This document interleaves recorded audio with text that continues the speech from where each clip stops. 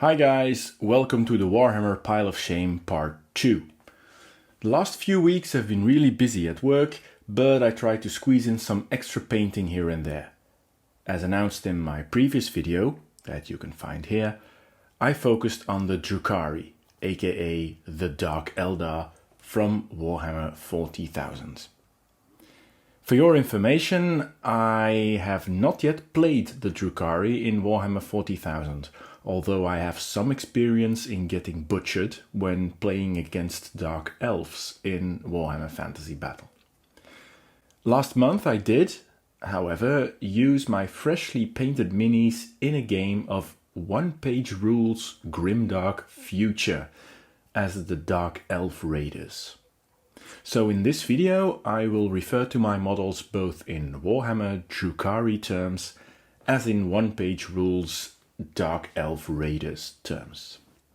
This is what I managed to get battle ready last month. A small but deadly raiding party. You will notice that there are practically no vehicles, and that's not choice, that's just because I didn't get them done in time for this video, so I'll have to do them later. My raiding party is led by my archon, or elite raider Dark Lord. I really enjoyed painting this model. I like how dynamic its pose is, but in comparison to Space Marines it feels really fragile, with all the spiky bits sticking out. My archon, or Dark Lord, leads a unit of 5 incubi, which are nightmares in one-page rules. I gave these more or less the same color scheme as their leader to make them really feel as his regular bodyguards. Same experience with the painting, delicate models, great fun to paint, although the black armor didn't make it easy to get some contrast onto them. This command unit turned out to be a very hard hitter in combat, but with very low survivability. If they don't finish off the enemy on their charge, they will not be around the next turn. Next up, we have 3 grotesques, or gene brutes. These models are conversions from AOS, with different heads and with some added firepower. I bought these models already painted and just had to tweak here and there to match the color scheme of the rest of the raiding force. In combat, these guys are really worth their points cost. Again, in one-page rules. In my first skirmish I managed to keep them out of the enemy's firing range and got them into combat undamaged.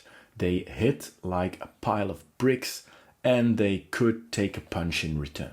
Then there is the core of the army, the Cabalite warriors, or in one-page rule, warriors. They don't have that much possibilities in one-page rules for weapon combinations as in Warhammer 40,000, but these units are equipped for all eventualities.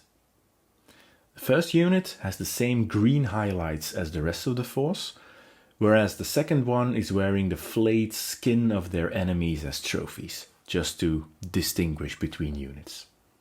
They have dark purple armor to really distinguish them from the elite incubi in black. In combat, the best idea to me seemed to keep them out of combat, blasting away from outside of the enemy's range to soften them up before the incubi and the grotesques smashed into them. Last but not least, the Venom or Heavy Jet Bike. A light but very fast and well-equipped transport that holds 6 troops. Ideal for my command unit to control the movement phase and to be in the best position for a charge straight out of the transport. Really the MVP of my raiding party. Painting it was a pain though. Contrast paints were obviously not made for large surfaces, so maybe spray paints can be a solution as they were for my Space Wolf vehicles, but then I would have to find the exact same color in a spray paint can. So that's my Drukhari raiding party. What are your thoughts on using Drukhari or Dark Elf Raiders, and in which game system do you use them? Let me know in the comments. As this video is getting published, I'm already working on next month's Pile of Shame, getting some scenery work done to be used in More Time or Age of Fantasy Skirmish. Keep you posted.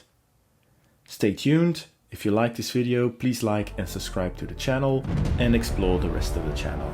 See you soon in the realm of fantasy.